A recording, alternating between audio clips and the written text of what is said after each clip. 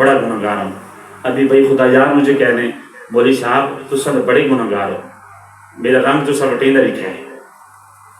اپنے آپ کو کہہ رہا ہوں جی میں بڑا گنہگار ہوں, کوئی مجھے کہہ دے جی تم تو بڑے گنہگار ہو, یہی تو بات کھل جاتی ہے نا. یہ تو ہم اوپر سے کہہ رہے ہوتے ہیں کہ ہم بڑے گنہگار ہیں, لیکن دل سے ہم اپنے آپ کو گنہگار مانتے ہی نہیں ہیں. سبحان اللہ. تاریخ کا مطالعہ کرتے ہیں, اولیاء اللہ کی زندگی کو جو ہم پڑھتے ہیں تو حیران ہوتے ہیں. حضرت ذوالنون مصری رحمۃ اللہ علیہ کا زمانہ تھا, لوگ حضرت ذوالنون مصری رحمۃ اللہ علیہ کے پاس حاضر ہوئے, حضرت بارش نہیں ہو رہی, دعا فرما دیں اللہ رحمت کی بارش برسا دے. جب لوگوں سے یہ بات سنی حضرت ذوالنون مصری رحمۃ اللہ علیہ کمرے میں داخل ہوئے, اپنے کپڑے سارے اٹھائے, گٹھڑی باندھی, سر کے اوپر رکھی. لوگوں نے دیکھا کہ کمرے سے باہر نکل کے گھر سے بھی باہر نکلتے جا رہے ہیں. لوگوں نے پوچھا حضرت ہم نے تو آپ سے درخواست کی تھی, دعا فرما دیجئے اللہ رحمت کی بارش برسا دے. امام الاولیاء ذوالنون مصری فرماتے ہیں کہ مجھ گنہگار کی وجہ سے رب کی رحمت رکی ہوئی ہے, میں بستی چھوڑ کے جا رہا ہوں, جب میں بستی چھوڑ کے چلا جاؤں گا دیکھنا رب کی رحمت برس پڑے گی. کہتے ہیں کہ ادھر ذوالنون مصری ابھی گھر کے دروازے سے باہر نہیں نکلے تھے, اللہ نے آسمانوں پہ اعلان فرمایا اے میکائیل جلدی بادلوں کو ہانکو اور اس بستی کے اوپر بارش برسا دو. ایسا نہ ہو کہ ذوالنون مصری بستی سے باہر نکل جائے اور لوگ میرے ولی کو گنہگار سمجھنے لگ جائیں. فرماتے ہیں ابھی گھر سے باہر نکلتے ہی تھے کہ رحمت کی بارش برسی, اور اتنی زور سے برسی.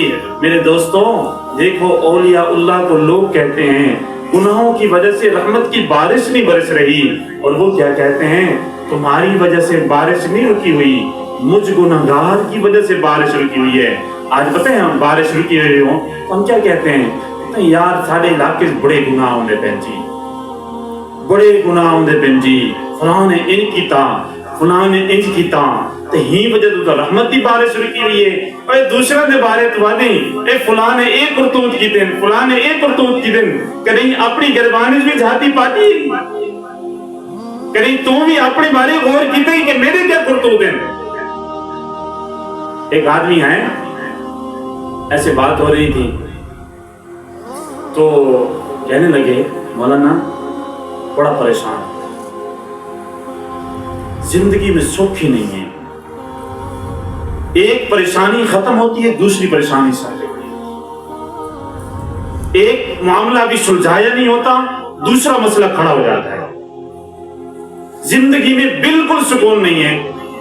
میں نے کہا اللہ کے بندوں مسائل اور مشکلات اللہ کی طرف سے آتی ہیں اور یہ ہمارے اعمال کی وجہ سے ہوتی ہیں. آپ اللہ سے توبہ کرو, جو گناہ زندگی میں ان گناہوں کو چھوڑو, دیکھنا رب کی رحمت اللہ کی رحمت ہوگی اور تیرے سارے مسائل حل ہو جائیں گے, تیری ساری مشکلات ختم ہو جائیں گی. تو مجھے کہنے لگا میری زندگی پہ گناہ کونی, میں تو الحمدللہ کوئی گناہ دے کام کو نہیں کرنا, میں بہت غور کیتے بالکل الحمدللہ کوئی برائی میرے اندر کونی. میں نے کہا ناراض نہ ہوں تو کچھ باتیں میں کر دوں, کلین شیف کی ہوئی ہے یہ گناہ نہیں ہے, بتاؤ نمازیں پانچوں پڑھتے ہو؟ کہتے نہیں جی کریں کبھی سویر دی نماز پڑھ گی نا باقی نمازاں کو نا, نہیں کبھی نیندر کھول میں اب کھول میں تو صبح دی نماز پڑھ گی نا.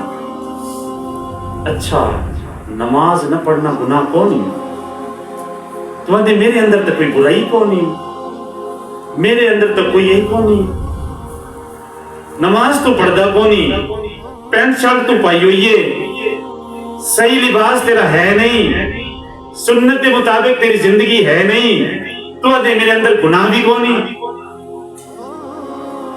5 وقت نماز دی عادت بنا, رب کو لو گزشتہ گناہ دی توبہ کر, رب کو منا تے رب نال یاری لاگن, پھر دیکھ کہ تیرے مشکلات حل ہوندے کہ نہیں ہوندے, تیرے مسائل حل ہوندے کہ نہیں ہوندے. عجیب بات ہے مسائل کا حل اللہ کو رہے, جتنے بھی مسائل ہیں ان کا حل اللہ کے پاس ہے. ہمارے ایمان کمزور ہیں کہ جب بھی کوئی مسئلہ پیش آتا ہے تو ہم دنیاوی باتوں کی طرف تو توجہ دیتے ہیں، لیکن کبھی اللہ سے آموزاری نہیں کی، اللہ سے نہیں مانگا۔ بیمار ہو گیا، سارے مشورے کر رہے ہوتے ہیں گھر میں، جی فلاں بیمار ہے، کوئی چنگا ڈاکٹر دسو جی، جڑا ماہر ڈاکٹر ہوئے، کیڑے شہر کے منجا، کیڑے ہسپتال کے منجا؟ او بھائی شفا ڈاکٹروں کے پاس ہے، بیماری ڈاکٹروں نے دی ہے، بیماری بھی اللہ کی طرف سے آئی ہے، شفا بھی اللہ کی طرف سے آئی ہے۔ کبھی بیٹھ کے یہ مشورہ نہیں کیا یار کون سے نوافل پڑھو جس کی وجہ سے اللہ ہمارے مریض کو شفا عطا کر دے، یار کس طرح کا صدقہ کروں کہ اللہ ہمارے گھر کے مسائل کو حل کر دے۔ ڈاکٹروں کے متعلق سارے پوچھ رہے ہوتے ہیں، کوئی اور مسئلہ پیش آ گیا، دنیاوی اسباب کی طرف تو